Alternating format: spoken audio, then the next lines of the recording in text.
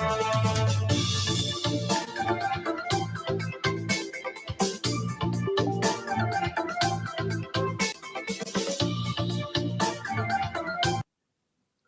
morning to all of you. I'm Cito Beltran and it's July 29, 2020. It's a Wednesday. It's cloudy, overcast, shower over the evening, during the evening and overnight. And we will probably have more rains today, which we can use a little of just to cool everything down. Now, today we are going to have an interesting morning as we once again get to interview Secretary Bernadette Romulo-Puyat. And kayo pong mga nanonood lagi kay Sec Berna, natutuwa kayo kasi she's very transparent, very casual in the interviews, and marami tayong matututunan. And we look forward to this interview because I know so many Filipinos dito, lalo na dito sa Metro Manila, who want to travel, who want to go on a trip sa probinsya. And truth be told, marami nga sa inyo tumatakas na nagbubulag-bulagan na lang yung mga LGU sa Calabar Zone, sa Pampanga, Bulacan, Tarlac, nagbubulag-bulagan na lang. Pero marami na rin sa ating gumagalaw na, bumabiyahe na. Okay, and truth be told, ako tumakas na ako nung Sabado kasi sabi nila mag-ECQ raw during SONA. Sabi ko, baka abutin na naman ng 4 na buwan bago ko makita yung mga kasama ko sa Lipa. Sumaglit lang po ako pero bumalik kaagad. At nakamask kami, social distancing, ang usapan, "Oy, pare!" Ganun po ang labanan. No? In any case, after Sec Berna, we will also interview our professor in economics and legislation, Congressman Joey Salceda. Ano ba itong pinagsasabing arise bill? Kasi marami sa atin umaaray, pero sabi nila Sec Joey Salceda, ang sagot dyan, arise. We will find out ano po yung arise bill. And last but not the least, we will also be interviewing as a regular feature of agenda. We make it a point to feature young individuals, executive grupo who promote business, who are promoting ideas na medyo hindi pa nakikita sa Pilipinas or nakakatulong sa Pilipino. And kung nakakatulong sa mga kapwa Pilipino, tutulungan din po namin. Okay, let's move on with the program. For those of you who are watching us via One News PH on Facebook or One News PH on YouTube, baka hindi pa niyo naiisip na mag-subscribe sa Signal TV, please do so. You can also watch Agenda on Signal TV, channels 8 and 250. And the plus factors of having Signal is that we also replay, if I'm not mistaken, twice a day, midday and in the early evening, nagre-replay po kami. And there are actually several viewers on the evening slot who text me and give their inputs, their reaction to the show. But more importantly, for you sports fans, sinabi ko na ito kahapon, the NBA is back on Signal TV. Ayan po. Mabuti na, baka marinig sa taas, bigyan nila akong trabaho mag-voice over. Okay, let's go to the front page stories of the Philippine Star. And here they are. The Health Department reports that the country's health system is getting overwhelmed. This as the nationwide occupancy rate of COVID-19 dedicated beds is at 52% or in the warning zone. To address the problem, DOH says it is implementing the One Hospital Command System, which seeks to enhance coordination between public and private hospitals. This will help DOH better manage the referral system so that hospitals will not be overwhelmed. Next, Presidential Advisor for Entrepreneurship, Joey Concepcion, along with the mayors and business conglomerates, call anew for the implementation of localized lockdowns. Concepcion has been lobbying for this measure as this will allow businesses and economic activities to continue. Meanwhile, Chief Implementer of the National Policy Against COVID-19, Carlito Galvez Jr., has said that the country cannot afford to place Metro Manila under ECQ again. In other news, Senate President Tito Soto tells, I'm going to skip that. Okay, lawmakers welcome the possible partnership of government and ABS-CBN for the broadcast of educational materials in the implementation of the distance learning program for the upcoming school year. This after ABS-CBN offered the government to use its transmission network to air educational programs as part of this year's blended learning format. Deputy Speaker and Camarines Sur Congressman welcomed the move by the broadcast company and has suggested for government to look into the offer and implement it properly. Yun po, no? Ang mga balita sa front page ng Philippine Star. Pasensya na, medyo sumabit ako doon. Merong hindi dapat basahin, nabasa.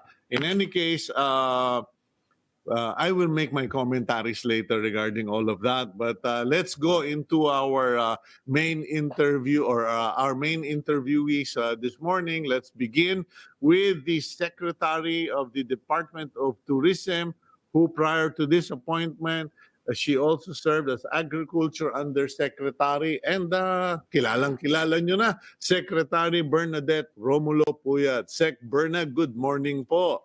Yes, good morning, Cito, and good morning to everybody watching your show.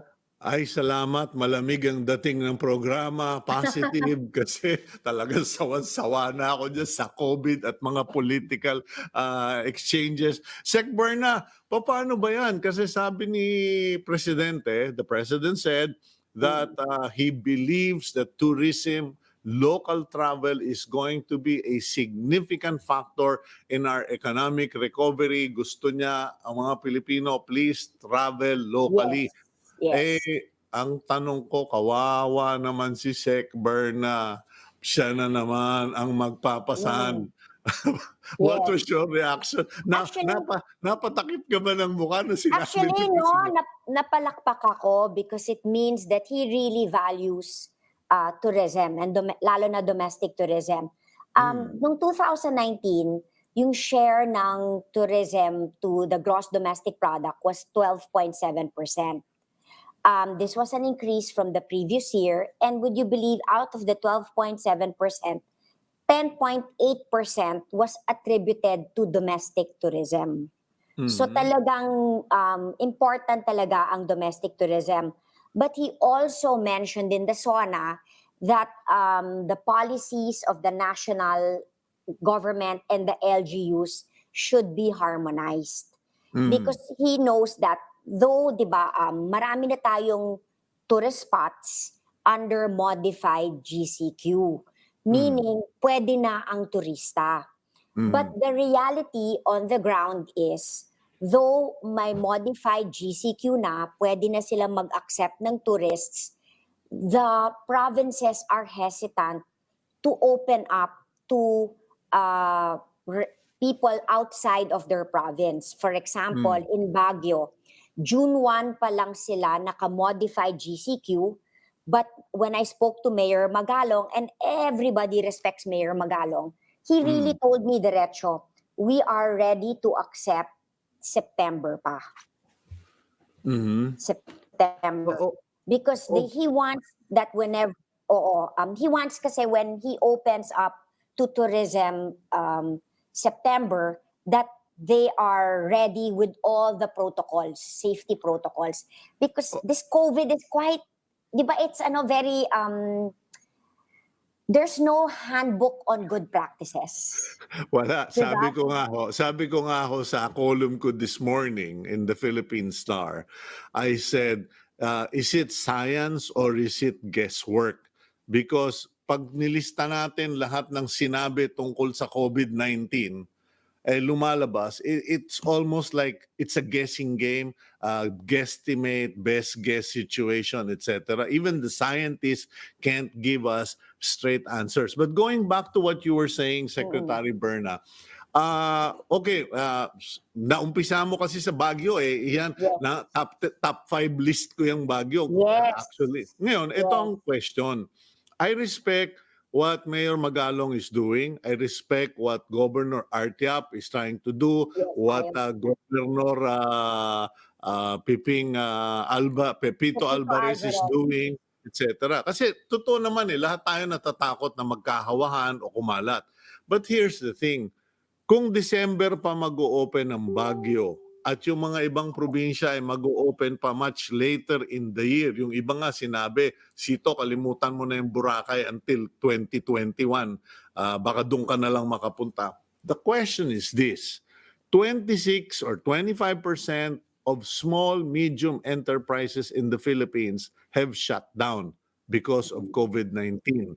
If we push back the opening of these other small to medium enterprises in tourism, aanhin pa natin ang damo kung patay na yung kabayo.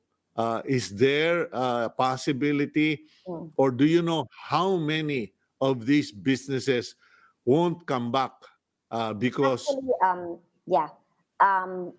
2018, tourism employed 5.4 million. It increased to 5.7 million in 2019. Now, in the case of Boracay, we were there June 11. Nagbukas sila for Western Visayas muna. Pero tama naman because they are all under MGCQ. Yeah. But then, a week ago, they asked if it could, di ba may age restriction kasi, even under modified GCQ, over 60 and below 20, bawal lumabas kahit na MGCQ. But hiningi ng mga tiga Boracay na, Boracay is zero COVID, by the way. Okay. Zero COVID. Congratulations. Yes. I have to admit, magaling talaga si Governor Miraflores and the mayor na nagawa nilang zero COVID. So, sabi nila, kung pwedeng payagan, wala nang age limit. And the IATF agreed. First, syempre, humingi, we have a Boracay Interagency Task Force. Yeah. And then, so pinayagan na namin because tama rin naman sila na Filipinos lalo na when they travel, kasama buong pamilya. 'Di ba yung mga over 60 pa nga mga lolo at lola ang mga naglilibre sa kanilang mga apo. It's a really family thing. So I'm quite happy that the IATF, since matagal na namang modified GCQ ang Boracay and all sa Western Visayas, pinayagan na. So that is our dry run. Yun yung pinupush ko na pagka-modified GCQ, pwede nang pumunta. So parang Boracay is like our test our test tourist spot na walang age limit, everybody can go. But ang maganda sa Boracay, protocols are in place. Kasi even before the opening, di ba, before you enter, may QR code. So everything is contactless. When we did a survey with AIM, 98% said that they want everything contactless. They don't want to touch everything. So may QR code ka na, and in the QR code, nandun na yung health declaration form. I'm not sure, Cito, if you've been to a place, tapos biglang may pinapa-fill up sa'yo na may ballpen. Oo. Parang hesitant ka, di ba? Marami-rami. Parang, but dapat kasi ngayon, like that's what the DOT now is doing. As long as you are accredited with the DOT, we give you a free digital app na pwede, kung sinong pumasok, everybody has a phone, pwede mo nang i-fill up yung health declaration form mo via your phone because everything is contactless. And di ba, even it's cashless, everything. So in Boracay, it's that way. You cannot, obviously, for the whole country, you cannot operate without a certificate of authority to operate from the Department of Tourism. And then we give them this free digital app. Even for restaurants. Yung alam mo sa restaurants, it's actually optional for restaurants to be accredited by the DOT because they are considered as secondary establishments. But alam mo, every restaurant now, nagpapa-accredit na sa amin because it's like a seal of good housekeeping. And so ang maganda nun, so it adds consumer confidence. And again, all restaurants that are DOT accredited, we give a free digital app called Eat in Express, wherein you could reserve in advance, health declaration form in advance. At maganda, for example, you're there at a certain time, and let's say pag alis mo, nagkaroon ka ng flu-like symptoms, you can tell the restaurant and may contact tracing ka na. So you could inform everybody else na, medyo nilalagnat ako, could you please tell everybody who was there at the same time to say na I have flu-like symptoms, etc. And it's also for, let's say, restaurants, kitchen management. Yung hindi na kasi pwede ngayon yung siksikan, but yung importante talaga is the contactless. Yung Ito, may nagtatanong, Sec Berna, foreigner ito. yes. Tatanong, what about Airbnbs? Kasi hindi naman lahat pumupunta sa hotel. Yes. Kasi, when you were talking, na-realize ko the reality is, anyone who wants to travel now to the established tourism destinations, Boracay, Palawan, etc., Yes. will be people who can afford it. Because kung mahal noon, lalong mas mahal ngayon kasi maraming mga requirements and protocol. Now, what about Airbnb? Siguro first question. We're also actually before Airbnb before, they were on their own. They weren't like being they weren't being asked to be looked at by the DOT, but now kailangan na rin because we have to look at the health and safety protocols. So may accreditation sila. Meron na rin accreditation because again, number one, di ba, in our survey, with the AIM, 77 will still want to travel even in the absence of a vaccine. But number one sa kanila is not how beautiful the sun and beach is or how beautiful the dive destination is. Number one sa kanila is it safe. So we have to check each and every accommodation establishment. And kahit na, even nung GCQ pa, nung hindi pa pwede ang tourism, we were already inspecting each and every accommodation. Now, ang tanong nila ngayon, how do I apply? You can just email us.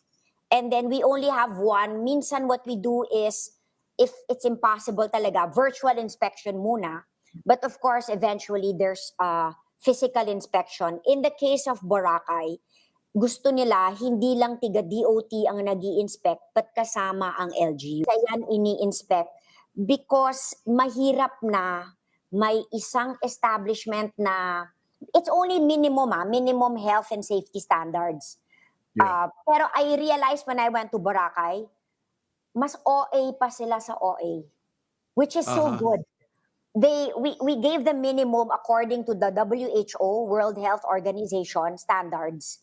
But ang kagandahan sa mga nakita kong bukas sa hotel sa Boracay, talagang they went overboard. Mas OA sila, talagang parang OC talaga sila, which is very good, by the way. Okay yun, Sec Berna, no? Because those are our premier destinations. Pero I don't know if I should be saying this on air, but I'm just gonna call it as it is, no? Yes. Maraming tumatakas na ngayon for local tourism. Kasi I guess following the president's trend of thought, no? He wants local tourism. Yes. Pero yung AIM survey na yan, I'm sure that is in the A and B market lang. No. It was all. Ganun ba? Yes. Okay. Yes. Ngayon, yung bang bulk ng tourism income natin locally, yung sinasabi nyo kaninang 10.8%. Yes. Sino yung mga yan? Yan ba yung mga class A, B, C? Yes. No, all classes. All That's why nga classes. yung Baguio, siya yung unang-una kong kinausap nung June 1, nag-modified GCQ, kinausap ko na agad si Mayor Magalong. Kasi yan ang pinakamadaling puntahan and all classes can go to Baguio. And di ba I'm sure Cito, I'm not sure about the kids now, but kami, we spent all our Christmases and summers in Baguio. It's Still the case. accessible.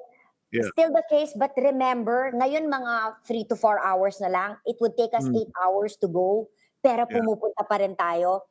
So siya yung una kong pinuntahan, and Mayor Magalong, di ba, now is our tracing czar. Yeah. Contact tracing, napakagaling.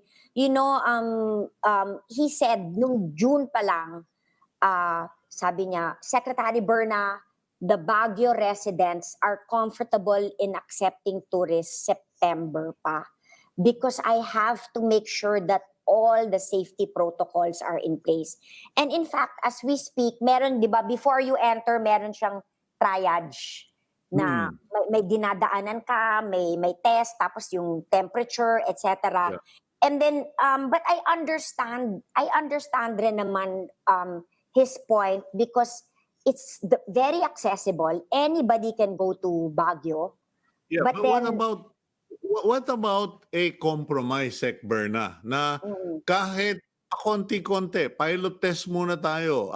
Sige, yung kasi I think you mentioned in El Nido, they're only allowing one resort. Okay? So parang, okay, Baguio, o sige, yun munang mansion or whatever yung lodge something wood there yung pinupuntahan namin. Manor, it's Parang, the Manor. yeah, the Manor, pasensya ka na. Club, yes. Oh, pasensya ka na. Hindi tayo pang country club. Hindi tayo pang country club. Doon lang tayo sa commercial. No, but yung mga ganun, parang okay, dito lang muna. Sige, subukan natin. Kasi parang what's happening now is people really want to go out. Yes, And yes. with or without the president saying so, lalabas at lalabas kami. Pero better it be on government's terms and that the people see this gradual reopening than people doing sneaky. Kasi alam mo, Sec Berna, for the last month, I have been preaching angrily to my friends, don't go out. Stay Yes. home. You are taking risk. Pero bandang uli, sabi ko, if you can't beat them, join them na. Wala namang pumapara, walang nagcha-challenge. Eh di lalabas na rin ako. Ganun ang nangyayari. In the case of Baguio, as I understand, marami rin pa silang LSIs. So he Aha. accepts 100 a day. That is the challenge kasi with all the provinces, including the tourist spots, may mga LSIs. So yun yung kanilang test na they come home, they are quarantined, they are checked. Siguro if it's like in a world na walang LSIs na umuuwi almost every day or weekly, maybe that would be easy. Pero yung test market mo na would be the ones returning LSIs. Kasi yun paunti-unti they have to test. Baka hindi kasi kayanin like as we speak, di ba? Okay. Hindi kayanin. And you know, I've learned really how to like we have to respect rin talaga the LGUs kasi kung magka-outbreak sila rin ang maybe kung walang maybe my dry run would be the LSIs when they come back. Yes. Yeah, I get you. I really and I'm on board with you regarding respecting LGU concerns, the medical paranoia, etc. But you know, in Metro Manila, we put Luzon under ECQ.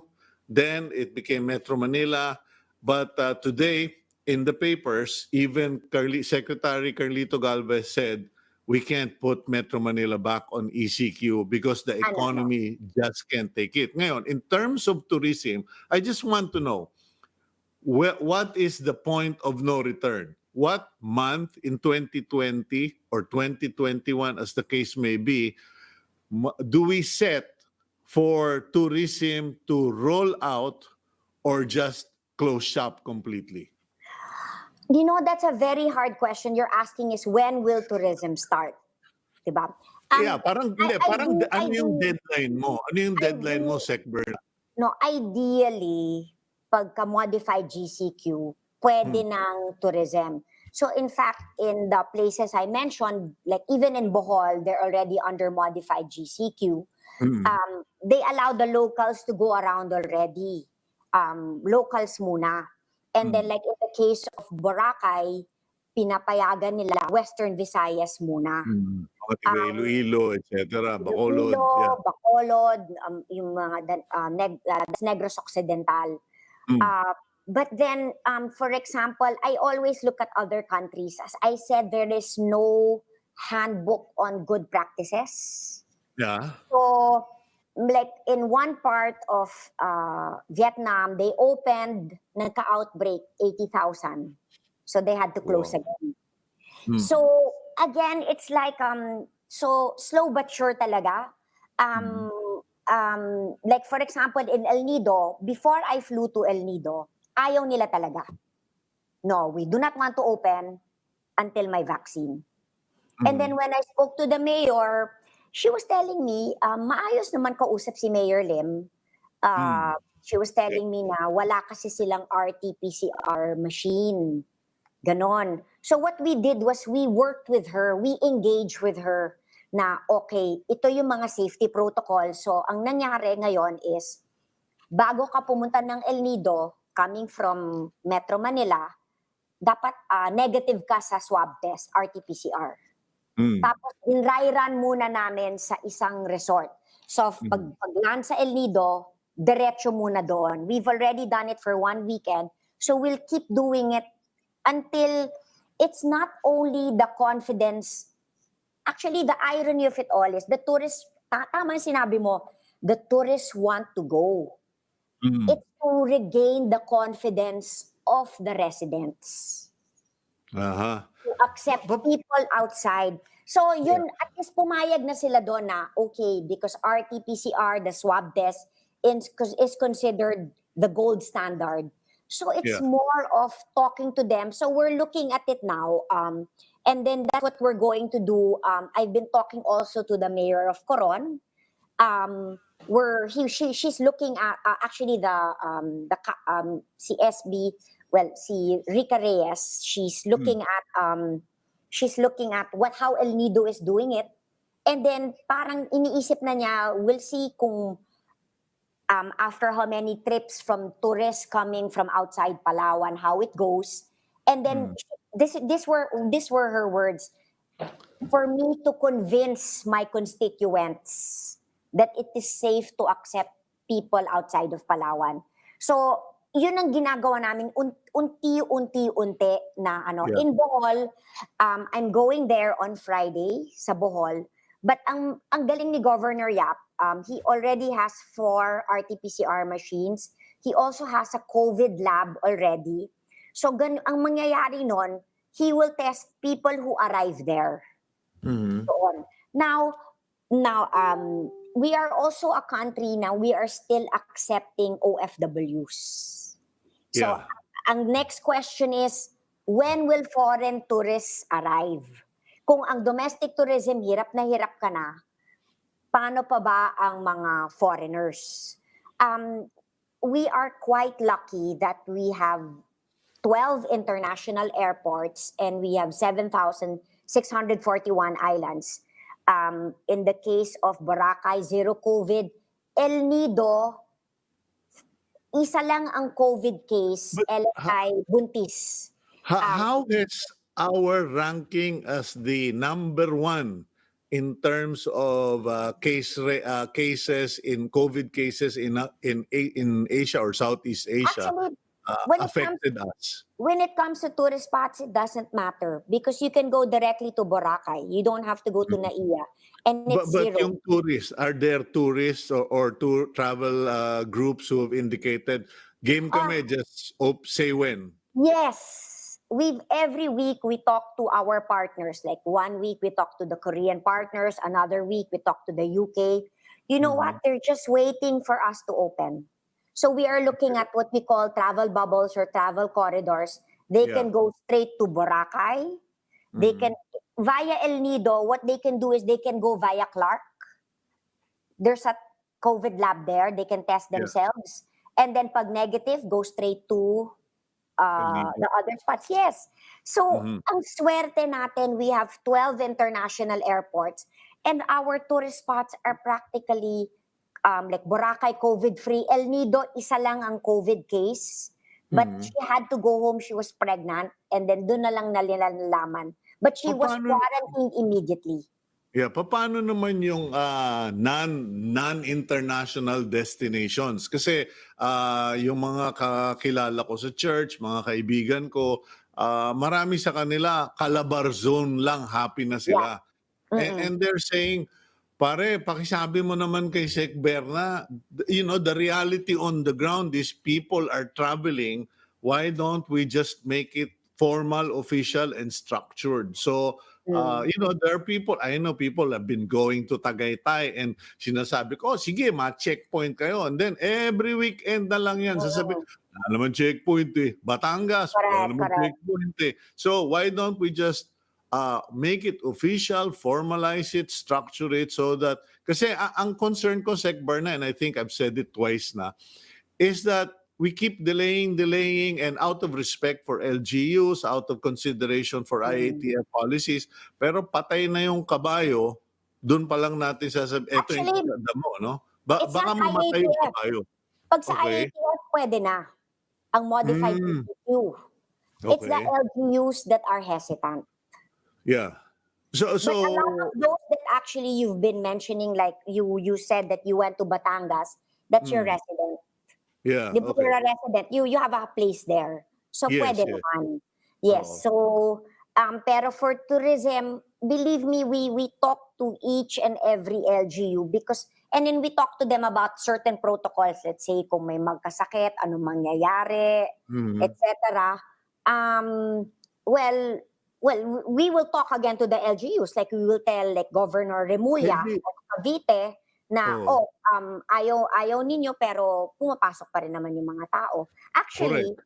Actually, dapat nga since we're still under a GCQ, dapat pagpupunta ka in another place, essential. Tourism is still not allowed. Mhm. Oo. Yeah, But but it's essential for the survival of tourism. yes, Pasensya yes, ka yes. na. But yeah, Pasensya yeah, ka na I know. kasi I really believe in tourism. I've been I in know, of tourism. Parang course. Of sabi course. ko, we're committing harakiri here by delaying what we will do But in later you anyway. know what I tell the stakeholders, please help me Mm. convince your mayor.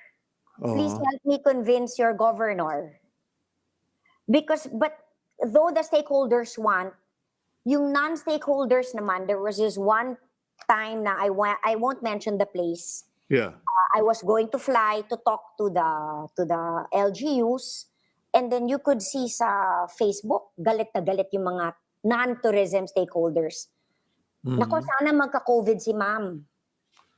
Walang Para iya. matuto. Oo, because there's a fear. Of course, the tourism stakeholders, they want Mhm. tourism to open. So I'm always also asking the tourism, those who are in tourism, please help me naman convince your mayor, your LGU. Hindi ba pwede, Sec Berna, that we adopt? I don't know kung nasabi ko na, alam mo, tumatanda na ako eh.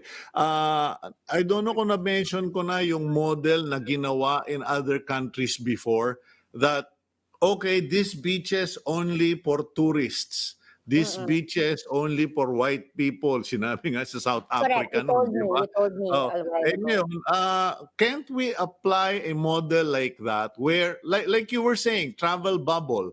Pero travel bubble naman dito sa Tagaytay, dito sa Batangas, sa Mm. Quezon kasi I respect that you're promoting the premier and the best of the best in the Philippines, Yeah. but at the same time, yung mga gustong magkotse lang o magmotorsiklo Bailan. lang, Yes, bailan. bailan. Oo. 'Di ba pwede 'yon para No, hindi well, ka probably hindi ka you kinukulam? no, oo, yun na nga eh. No, like for example, for Mayor Magalong, it's like a no, yun na naman, hindi talaga. Because Oh. he already, he has when you talk to remember, we have cases of very popular people who went to Baguio for Yeah. essential reasons, pero nagalit yung mga tao. Mm. Ganun because there are active cases kasi Mm. also.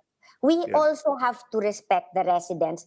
Kaya kami, slow but sure. Pero, what we did in El Nido could be parang yung dry run in one establishment only. So that's what I'm asking sa Coron. Why don't we do it in one establishment only? Yung paunti-unti. Let's say in Naku, Baguio.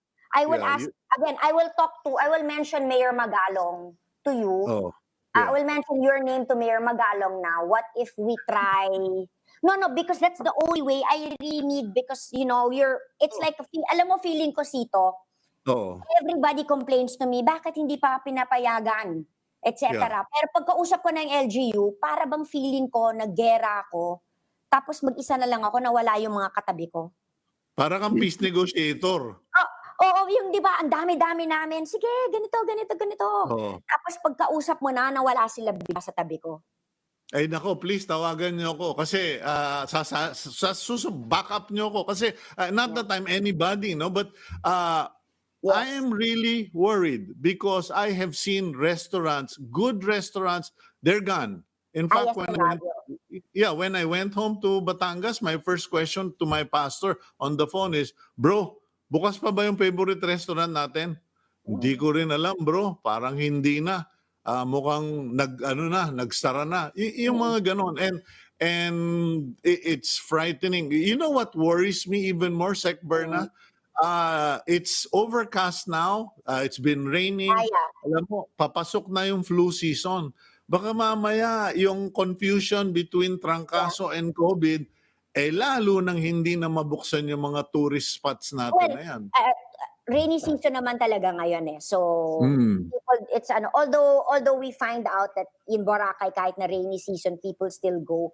But I guess paunti-unti like the one in Western Visayas. In fact, I asked the LGUs of in Boracay.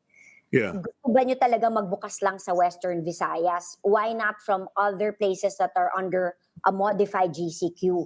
Ayaw nila muna. Dry run muna. So paunti-unti, like for example, What about Subic? Kasi alam mo, baka magalit lang sa akin si Sec Harry Roque. Sabi ko nga, gawin na natin poster boy si Harry Roque na evidence na pwede nang mag-travel.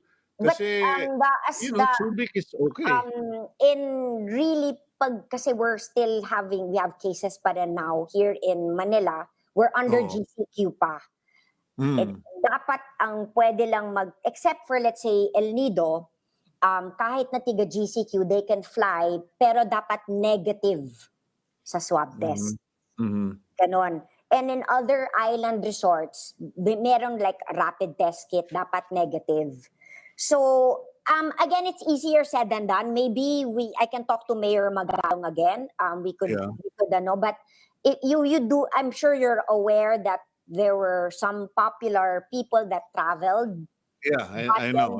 They were bashed in social media because ayaw ng mga tiga Baguio. And I think Mayor Magalong also, being a very sensitive mayor, also respects also his constituents. I think it's not only Baguio because we don't want to picture Baguio naman as anti-tourism kasi maski na sa Ilocos, Ryan Singson blew his cool nung may 3 komedyanteng namasyal doon sa Ilocos na hindi na-test. So, I mean, it's understandable. But it's more of talking to each and every LGU. Maybe we could do as I said, there is no handbook for practices. Maybe El Nido, this is it. We've already done it in one establishment. Maybe I could talk to Governor Ryan. Maybe we could do it in one establishment also. What guarantee or what incentive, not just you but with the president, okay? Kasi I mean, this is from the president himself. He wants local tourism. Yes, And kaming mga mamamayan, sinasabi namin, sir, kami, game. Yeah, those were our inputs from the DOT. That's why he specifically mentioned to harmonize national policies with the local government units. Okay. Now, is there going to be a body who will sit down? Kasi ang nangyayari, Hindi, tanong niyo yung IATF. Then sasabihin ng IATF, "Hindi, game na kami. Yung mga LGU ang So problema." that's why, let's say this Friday, I'm Yeah. going to Bohol with Secretary Anyo, who is in Mm. charge of all the local government units. Mhm. So, in fact, the words of Governor Yap, and I can quote him, help me convince the Boholanos to accept Mhm. outsiders. So, they already have 4 RT-PCRs, the swab. I think it's more of to gain the confidence also of the Boholanos that pag mag-accept na sila ng mga tourists, hindi sila magkaka-COVID. Okay. We have to respect also the locals on how they, it's again, no, it's how do I say it, you have to balance health and the economy. Mm. Diba? Like Governor Yap, and I understand na kailangan magbukas na ang tourism paunti-unti kasi marami na nawala ng trabaho, marami nang nagugutom. Yeah. But you also have this segment na takot sa COVID. Na okay na lang wag, it's a balancing act. It's not as simple as, or maybe our country kasi we have OFWs and LSIs coming home na kawawa rin naman na pag-uwi may COVID. Mhm. So they have to be quarantined. It's a, So, yeah, yun na nga eh. clearly you've Maybe given in a, yeah, maybe you in a perfect world like in other countries, they don't have yung may umuuwi tapos may COVID. Or maybe they have, but not as much as, like we're probably one of the few countries na nakakaawa, our OFWs, they don't want to come home, but they have to come home because they've lost their jobs. And Yeah. we're accepting them. I think we're probably the only country in the world with that many OFWs coming home.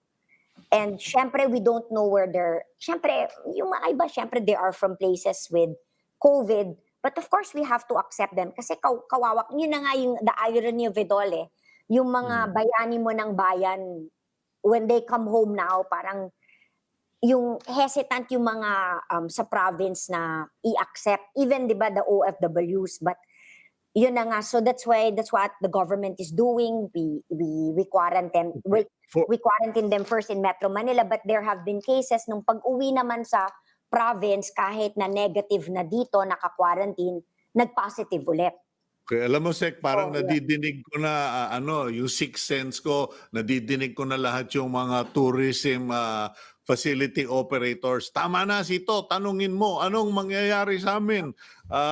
So, I You know guess what? I'm asking our stakeholders. In fact, I talked to the Tourism Congress of the Philippines na tulungan niyo ako kasi it's sabi ko nga mag-isa lang ako eh. Nakausap. Tulungan niyo ako. We'll talk to each and every LGU with the stakeholders, not only of tourism but non-tourism. We'll do it regional. We'll talk to each and every, because we already know what's on the ground.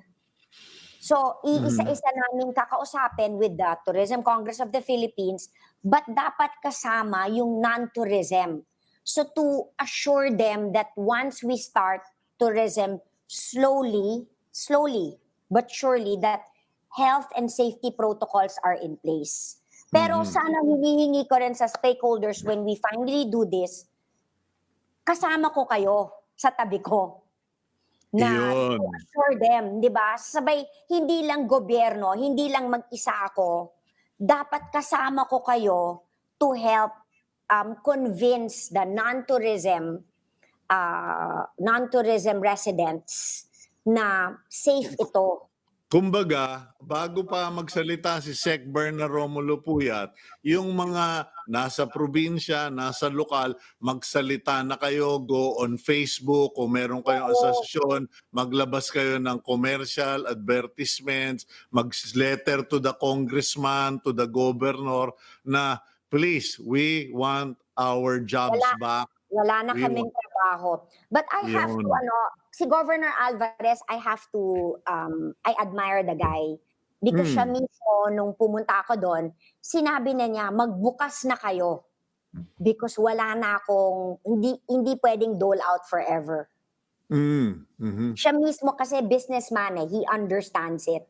So, yun na nga. So, yun ang naging compromise namin, yung El Nido. Hopefully,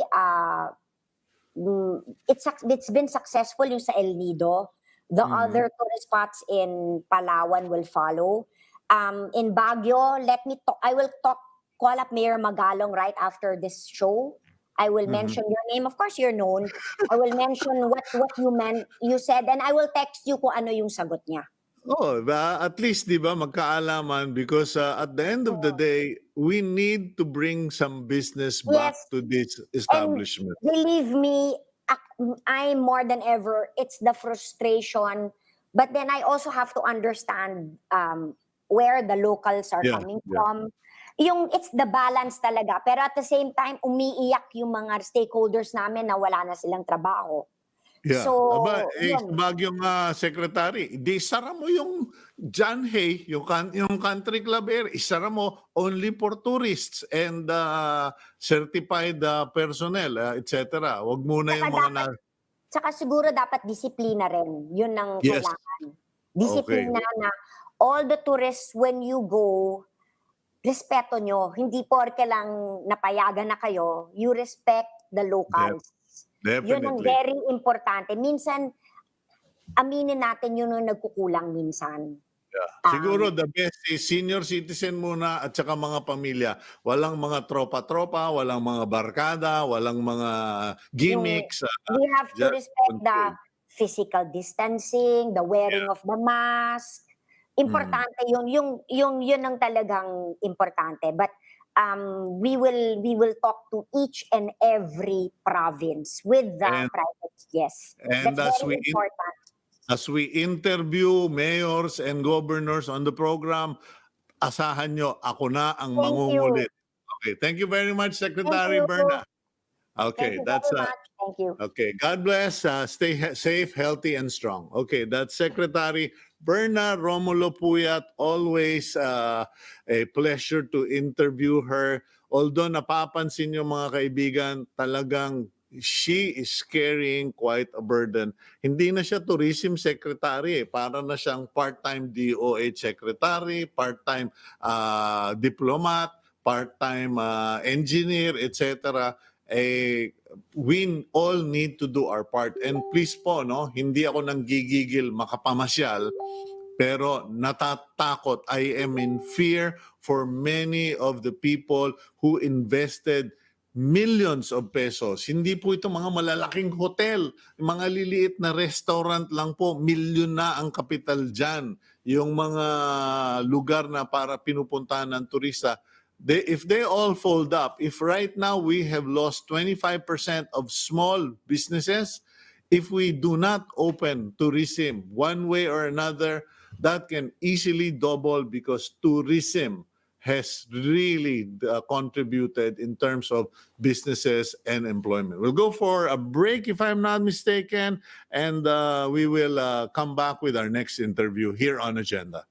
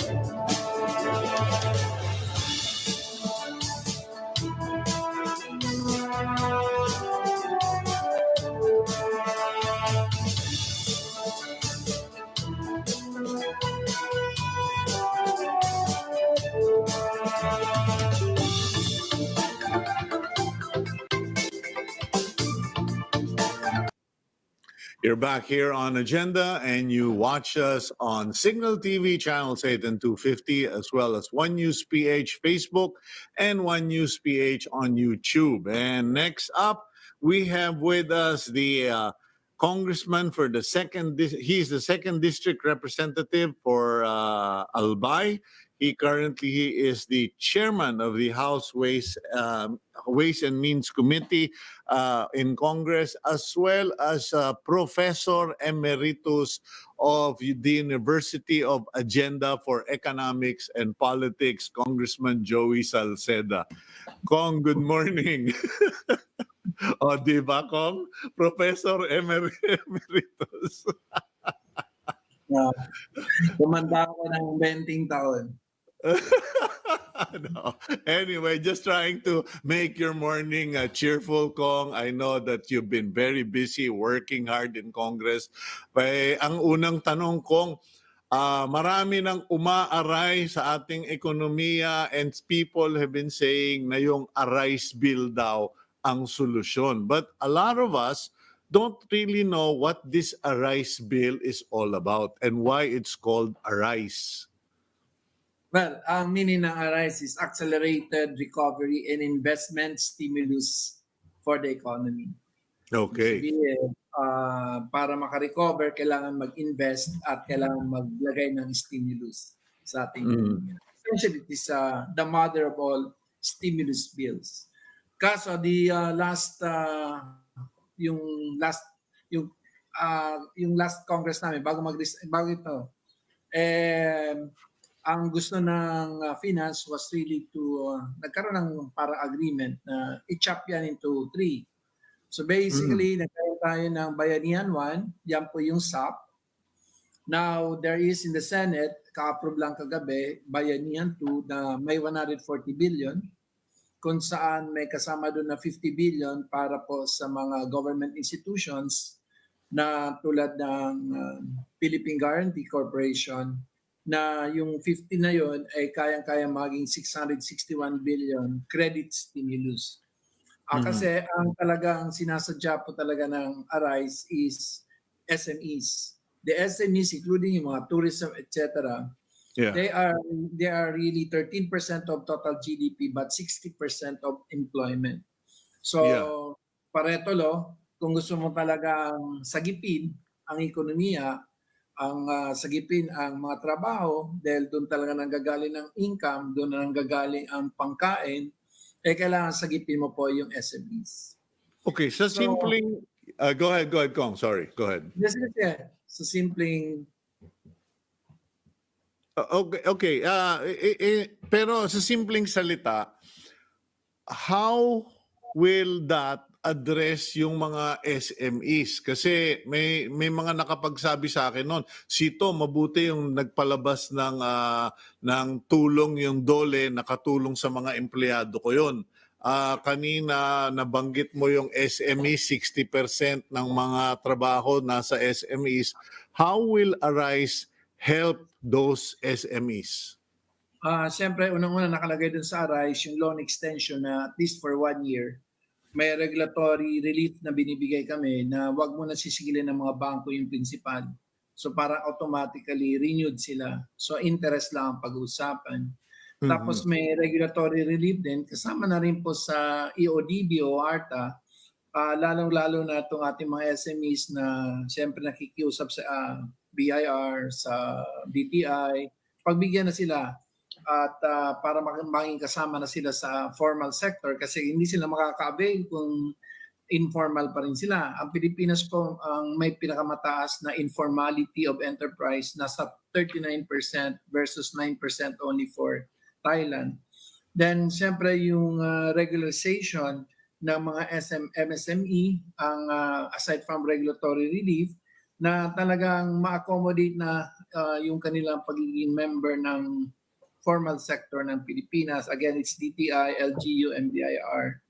And then may isa kami nilagay doon na credit mediation and restructuring through the DTI. So kung halimbawa may isang SME dyan na may utang sa bangko, halimbawa BDO, at siya po ay sinisingil na, gigit na po yung negosyo center at sasabihin, huwag niyo muna singilin. Pag hindi niyo siningil, magbibigay kami ng 50% guarantee through the PGC.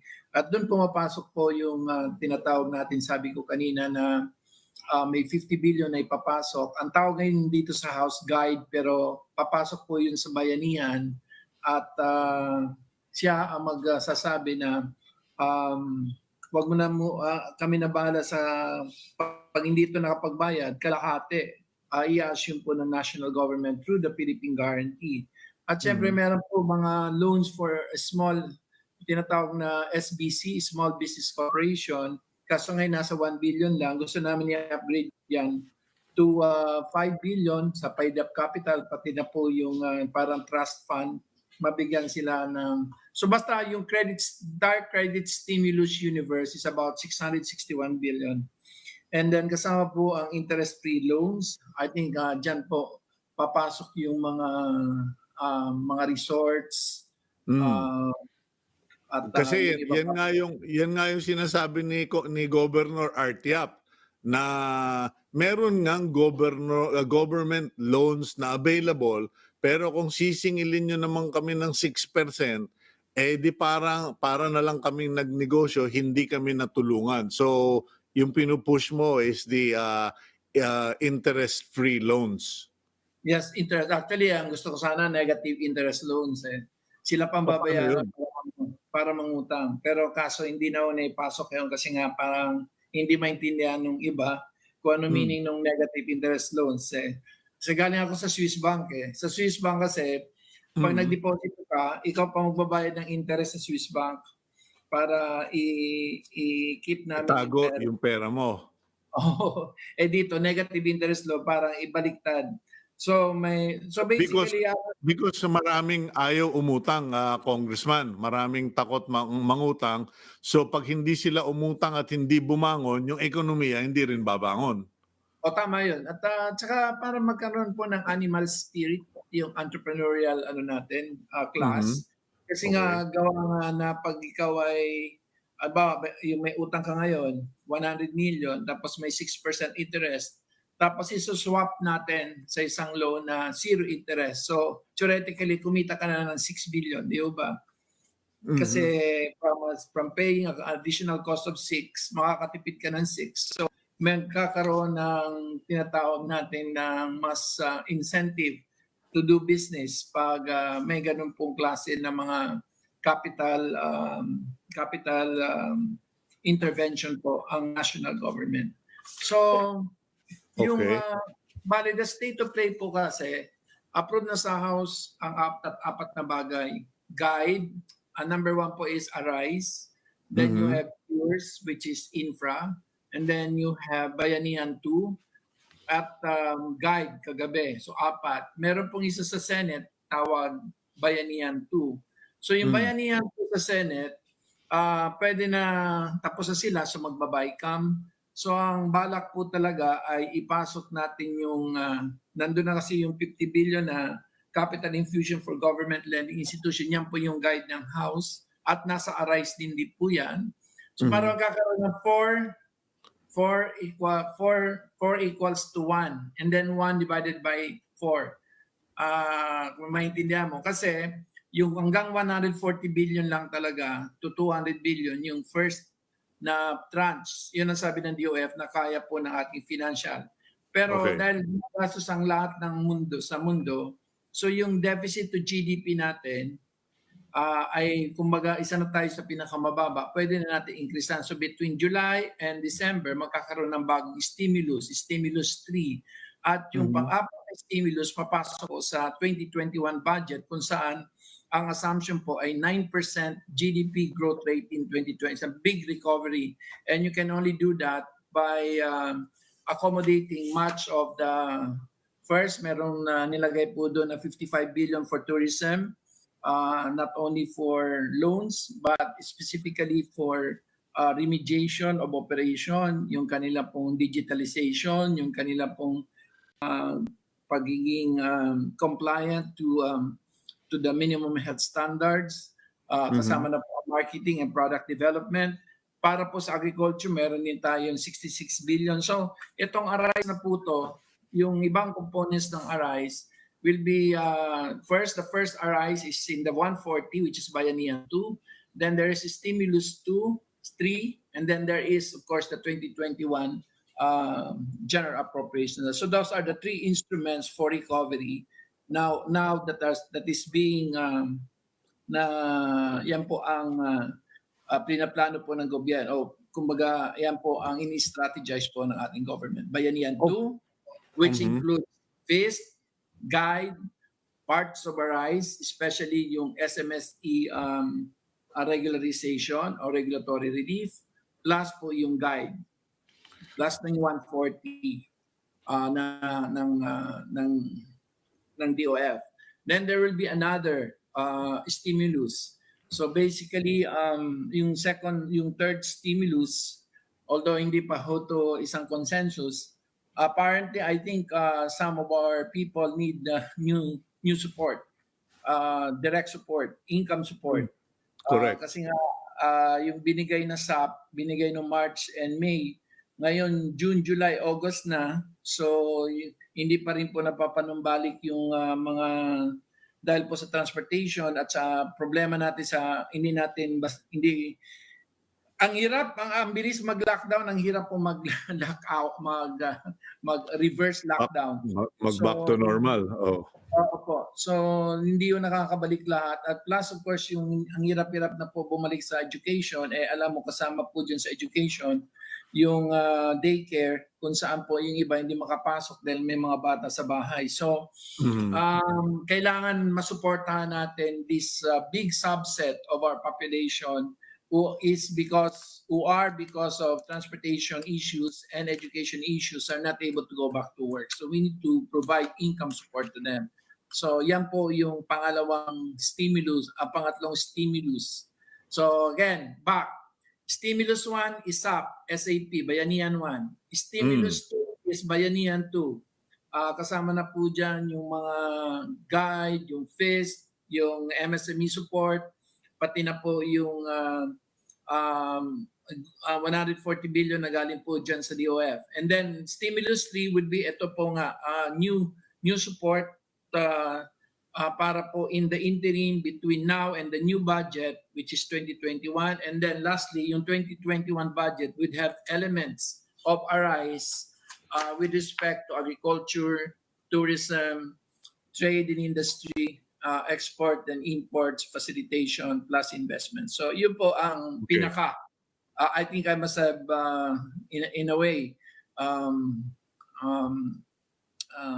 depicted essentially what the government plan is in order to spur a recovery. Okay, now as far as the social amelioration program or yung direct to individual subsidy, mga kailan ho yan sa palagay nyo lalabas? That's part of package 3, right? Actually, kasi there is now that policy issue. Nahirapan kasi tayong ibalik agad yung mga enterprises due to education plus transportation. Yeah. So there is no income flows. So this is the first time I would say na I am officially recommending SAP 3. But it will be more targeted. It will be more targeted and more specific. And kasi nga po, mukhang hirap na hirap po talaga dahil nga po kahit dito sa tabi ng SM o makikita mo talaga walang foot traffic, walang vehicular traffic. So ibig sabihin, things are not moving and therefore incomes are not flowing. Yeah, you know, it's interesting you mentioned that, Kong Joey. I just realized, ako everyday nakakadinig akong tricycle dumadaan sa harapan namin. Matagal-tagal na akong hindi nakadinig ng tricycle dumaan. So that is a very telling observation that there is no foot traffic. People have nothing to do. And pero sorry kung makulit ako, meron ka bang at least calendar or date when you think SAP 3? August. Okay, August. Because SAP 2 with because yung Stimulus 2, which is Bayanihan 2, would be possibly next week. Hinihintay Okay. lang na third reading yung sa Senate kasi sa House, lahat po nun yung 5 approved na on the third reading. So halos magkakasunod kung end of July lumabas yung SAP 2, by August No, may no, SAP no, 3. did not SAP 2, that's Bayanihan 2. Yung SAP 2 Ah, ba- kasi nagkaroon na tayo ng SAP 1 which was delivered in April and another SAP 2 which is being delivered right now. yeah, sorry. Oo. But all I'm saying is that this is the first time that I've been how do you call that? I've been having nightmares, Mhm. and the only solution to my nightmare is SAP 3. Okay, well, I hope you get SAP 3 because I think your nightmare is the reality of at least 1 million, if not more, Filipinos who are now suffering without income and with mouths to feed. Now, ang tanong ko, Kong Joey, how confident are you that the Senate is going to cooperate on ARISE and add all these other proposals that you have put forward? Well, I think in general naman, they're more obedient to the DOF than the House. The House actually had shown more bravura or no in asking for a bigger and a more comprehensive approach to stimulus. But in general, I think not because of their sheer populism as basis for their existence, but Yeah. I'm very sure that since this is good for many people and therefore this is good for, well, alisin na natin. Of course, they need to Mhm. get re-elected too, but in general, I would say that because this is good for a lot of people and therefore the senators will go for it. Okay, well, I want to compliment you publicly and your associates regarding ARISE and your commitment, and especially for SAP 3 kasi makakatulong talaga yan. I don't want to end our conversation with a negative question, but I'm seriously concerned about the issue. And in fact, it was my prayers last night with my family na sana naman hindi mangyari itong sinasabi ng ibang economists na we are facing an economic pandemic, and that will be seen with people begging in the streets. And I honestly prayed to the Lord na sabi ko, Lord, wag mangyari na maglilimos ang mga Pilipino. What's your reaction to that, Kong Joey? Um, my mahirap is I think that scenario is not within my realm of possibilities unless you do something terribly wrong and unless most likely you will not do nothing. So number Mhm. one, the Filipinos at 23.9 median age. So a lot of our financial architecture is basically sustainable in Mhm. any form, yung mga actuarial, whether SSS, GSS. So a lot of our financial institutions are very healthy because of our very young median age. You compare that, let's say, to India at 44, or the Yeah. US at 48, or China at 45. We are a very young population. Second, the Filipinos are essentially resilient, madiskarte. Hindi mas marami na rin ang inarap natin. So nasa genetic, nasa DNA po ng Pilipino ang resiliency.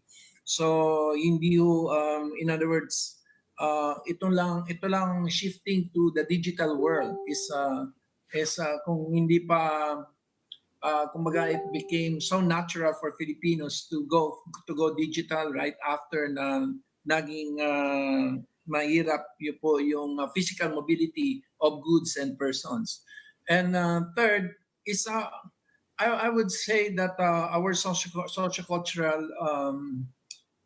predisposition towards, let's say, a lot of these global trends still, hindi kahit sabihin pa nila na mamamatay ng mga OFW or something, the Filipinos do have comparative advantage with respect to our employability in other strategic market field. And fourth, our financial strength are there. Our debt to GDP before COVID was 39. After COVID, it's 49. Our foreign debt to GDP is only 23 until now, despite COVID. Our gross international reserves among Asian countries, we are the strongest currency, which shows that we do have financial strength, but that also means that Yun we have pala, Kung Joey, pasensya ka na, singit ko lang yan. Merong isang nag-suggest na columnist, would it be a good idea i-devalue ang peso para matigilan yung mga importation at mag-shift ang mga Pilipino to buying local? Quick answer na lang, sir. Kasi yung shifting to local production is it's more supply side issue. Mhm. So you cannot use artificial price movement, price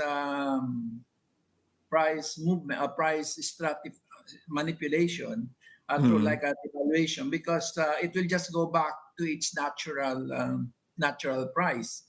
So we are living in a very global world, and anything you do here can simply be offset. Let's say if I create another instrument that will essentially bet on the peso going on the other side. So given the hedge funds, the instruments, and the others, so using artificial price movements, especially in the currency, do not work anymore. Pero ang nangyayari sa currency natin, that shows that we are not spending. Yun lang. Yun lang. Because the rest of the other world, because the Americans have just mass produced like what, $8 trillion. So there's just too many dollars in the world. That's why the peso is very strong. So, Imprenta lang sila ng imprenta. Deficit without tears kasi sila eh. Kasi at the end of the day, the whole world, especially given this backlash against China, I think the US is going back to favor in most of the country, despite their politics. But I would say that even the Philippines is pivoting again towards the US. So you can already see that this has, kumbaga, although kuripot ang US, tumulong, pero mukhang sa ngayon, they are more aggressive politically using their single biggest, they're spending $850 billion in the military every year. That is, I think, about 6-7 times what China does. So I think you can just imagine once you put that thing to work. Okay, thank you, Professor. Thank you, Congressman. Thank you, Chairman. Sincerely, I always learn so much from you. And please take care of yourself. We need you in Congress. We need a champion there, lalo na para sa mga mahirap, para meron namang tumugon sa pangangailangan nila. Thank you very much, Congressman Joey Salceda. Yeah, this is the first time I said that I've been having nightmares about SAP 3.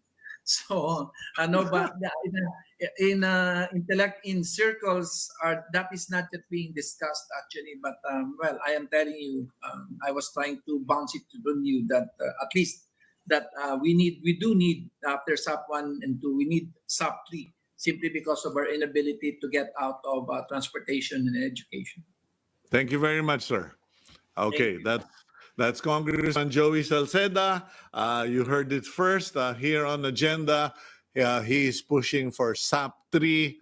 And whether you like it or not, whether you conceptually agree or disagree, what you need to do is talk to the people there in the informal settlements, to the people who are unemployed. Marami po talagang naghihirap, nagugutom, at hindi na alam kung saan kukuha ng pera. Di ba nang baon tayo sa utang, wag lang tayo nagbabaon ng mga tao. Okay, we will go for a quick break and we will get back to our next interview here on Agenda.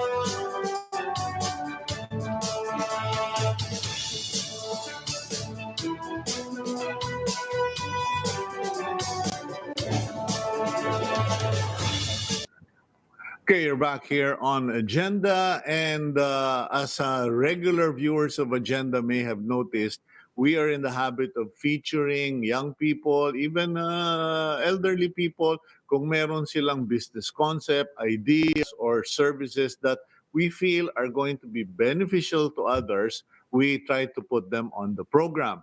And after we finished with the SONA and all, we are now trying to go back to our regular mode.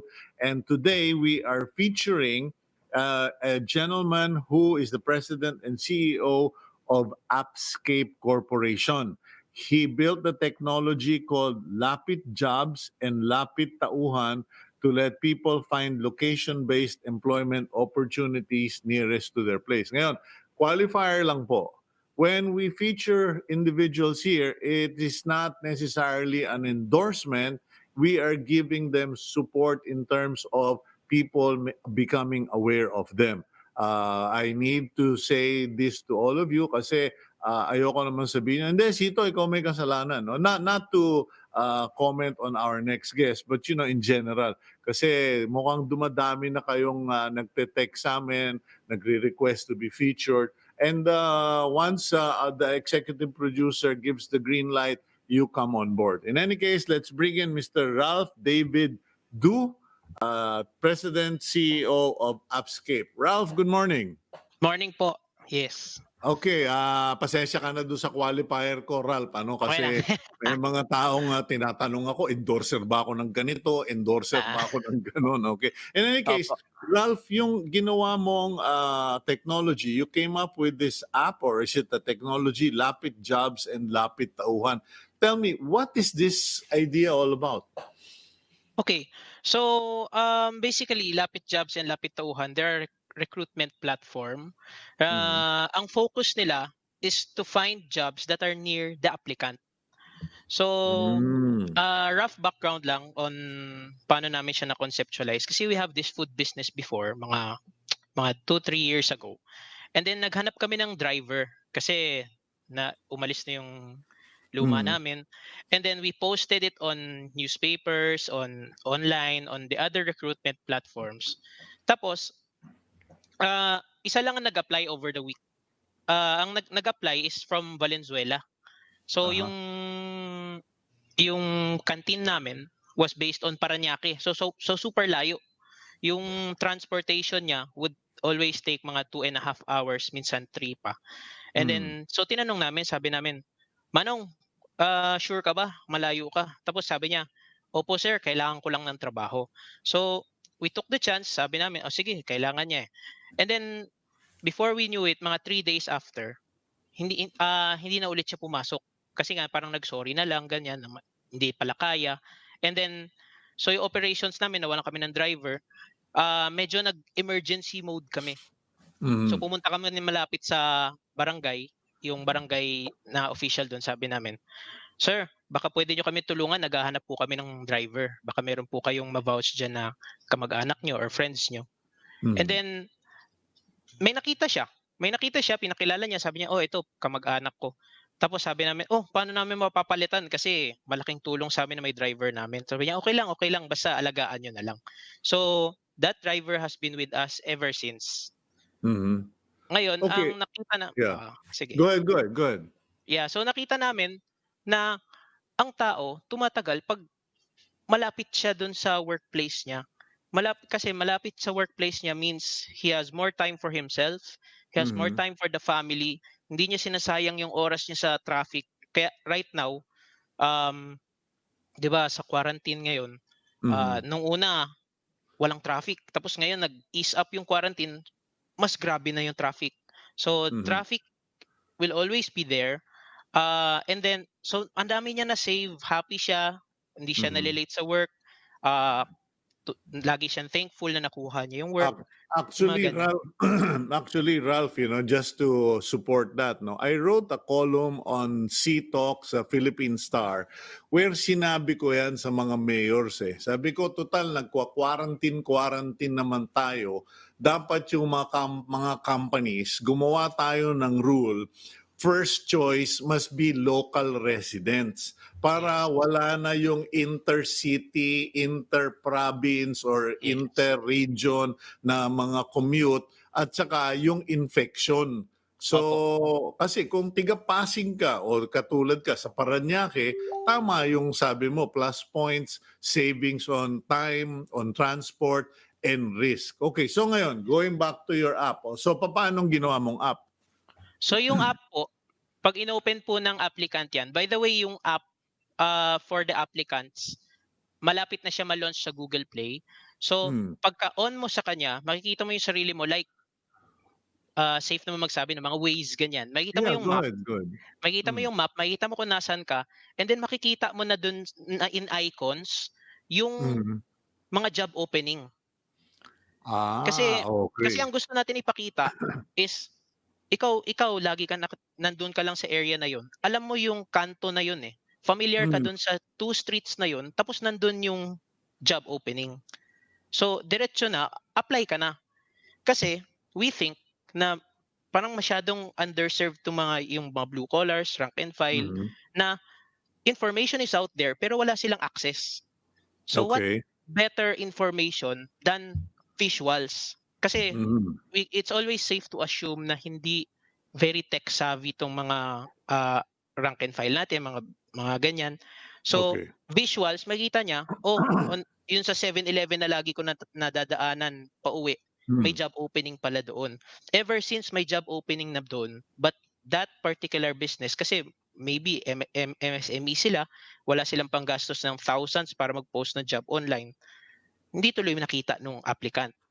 So in a Very, way, very good yeah, idea kasi yeah, natipid mo na yung nag-a-announce ng may trabaho kami dito na localize mo pa yung naghahanap ng trabaho.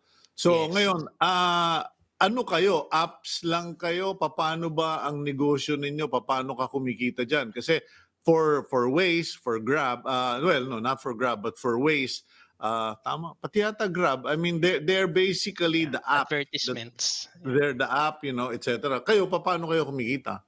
So through the companies, nagbabayad din sila ng job ad posts. Mhm. So dinicide muna ng company namin na to give out free job posts hanggang end of the year in support of yung, kasi maraming company ngayon na nag-post muna, or in worst case scenario nag-close na dahil sa Mm. quarantine. But for companies who are planning to bounce back, just like all of us, katulad ng canteen namin, so syempre Mhm. school lang center nun, so wala, so we experienced it.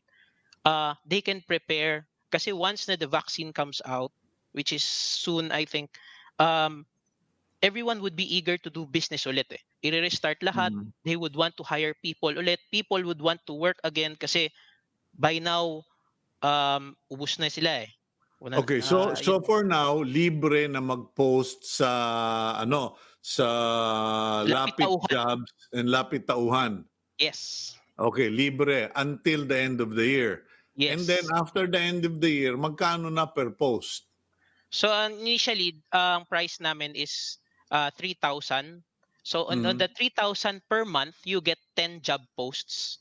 So ang Aha. laki ng natitipid mo versus magpo-post ka on yung mga newspaper. Kasi on the newspapers, that comes out on one weekend lang eh. And Mhm. it's good for the small businesses kasi Pero may in one nagpo-post month, pa ba, meron pa ba nagpo-post, Ralph, sa mga newspaper? Parang wala na eh. Do'n nga ako nagtatanong eh. Sabi ko, saan naglalagay ng job placement ads ang mga kumpanya ngayon? yeah, actually majority of it now is online. Mhm. Mga FB groups, mga Mhm. online recruitment platforms na iba. But Mhm. we think yung competitors namin are geared more towards the corporate. Yung Aha. malalaking sweldo, those who need applicants, yung nagpapasweldo ng mga 50,000 and above, Yeah. those, Papaano kung paisa-isang post lang, Ralph? Kasi, yung sabi mo, beginning 2021, ang charge nyo is 3,000 a month. You get 10 free posts for yes. 3,000. Pero papaano, Ralph?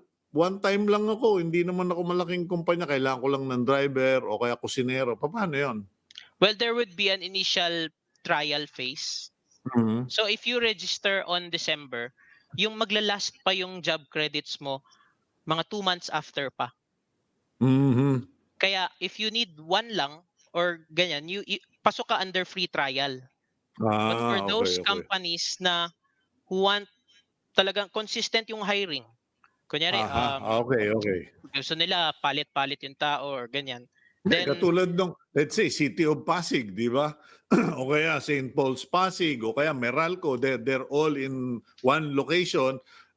So medyo imbis na mag-hire pa sila ng tiga-ibang lugar, dito na lang sa Pasig and through your system. yes. Tsaka it's not just yung 3,000 you should look at eh. It's also Mm. na kunyari ngayon, ang public transport is one of the most parang risky magamit, no? So, Mm. yung habang naghahanap ka ng tao malapit sa'yo, dinidecrease mo yung risk na yung employee mo magpa-public transpo, the longer he stays on that medium, the more yung Mm. viral load na nakukuha niya na dinadala niya sa number one, sa workplace mo, and number two, sa Mm. family niya. Yung So, bang system, itong apps mo na test nyo na, meron ng mga success stories, mga jobs acquired? So, for now, may mga job posts pa lang for the companies. Mm. Kasi one of the challenges that we're having now na sinubukan na naming i-attack is naging stigma sa companies to stop hiring muna eh. Kasi majority of companies now are in save money mode. So Yeah. saving money means parang, oh, yung mga hire ko, kalahati ka lang muna for the month or Mm. MWF ka na lang muna. So Mm. naging domino effect siya. People are looking at the trend to Yeah. do it also to survive Okay. just to get by this quarantine.